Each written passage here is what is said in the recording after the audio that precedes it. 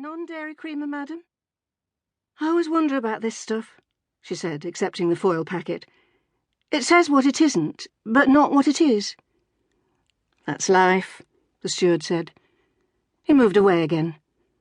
Dull clink of ice cubes against plastic. Flimsy cushions flatten under head and back. Onwards. The man with the tough millefeuille stares at the dial of his watch as if he could make the time go faster. Or hold it back. Left alone, she closed her eyes. She was apprehensive, yes. She turned over the steward's comment in her mind, because she was not one to let flippancies go unexamined. It paid to examine them, as there was so little, she always thought, in what people said when they were trying to be serious. You could only describe the future by exclusion. Say what will not occur. Say what you will not be. An ice dancer, a cosmonaut, a mother of 12. Much less easy to make a single positive prediction even for the coming week. Much less easy to say what, in a month's time, you will have become. Andrew's letters had been short, practical. They told her to bring flat sandals, British postage stamps, a bottle of Bovril.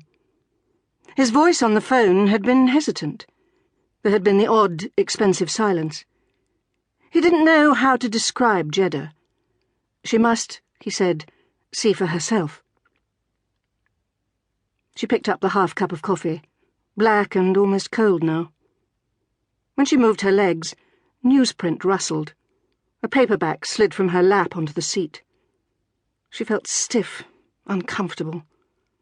She began to think of lurching along to the lavatory, braving the bleary stairs. When the steward came back, she said to him, "There aren't many women on this flight." "It's not the time of year. Christmas and Easter, the wives fly out."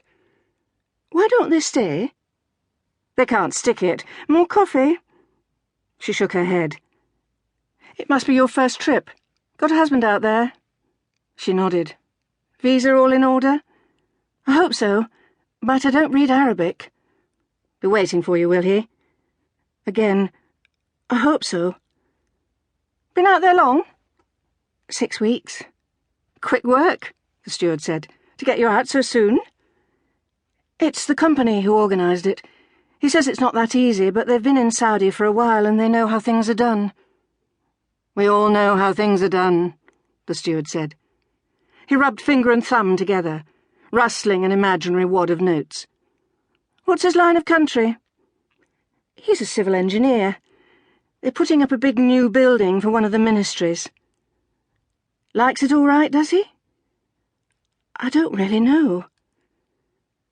During those phone calls, direct dial, good clear line, she'd not inquired of Andrew, "Are you happy?"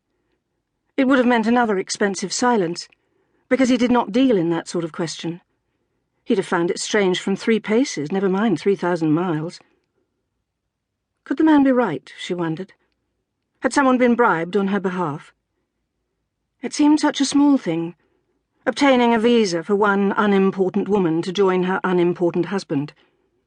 But she had once been assured, by a man called Jeff Pollard, who understood these things, that when corruption took root in a country, it spread in no time at all, from monarchs to tea-boys, from ministers to filing clerks. She believed him, but did not feel herself a better person for the belief. She had been round and about southern Africa for 5 years, in regions where, by and large, the possibilities of corruption had not been fully explored. Andrew thought that once someone might have offered him a bribe, but through the other party's ineptitude and poor English, and Andrew's naivety, the occasion had passed without profit. As this occasion will pass, she thought, and in time this flight. "More brandy?" the steward inquired. "No, thanks." "Lived abroad before?" "Yes." He had a boring job, she supposed, and a right to people's life stories. "Zambia for a bit, then Botswana." "Oh, sweet Jesus," said the steward, animated now but not impressed. "I've been to Botswana, the Holiday Inn, Gaborone. It's a hole, Botswana. I went in the coffee shop and asked them for a toasted cheese sandwich, and do you know what they said? 'Cheese, it is finished.'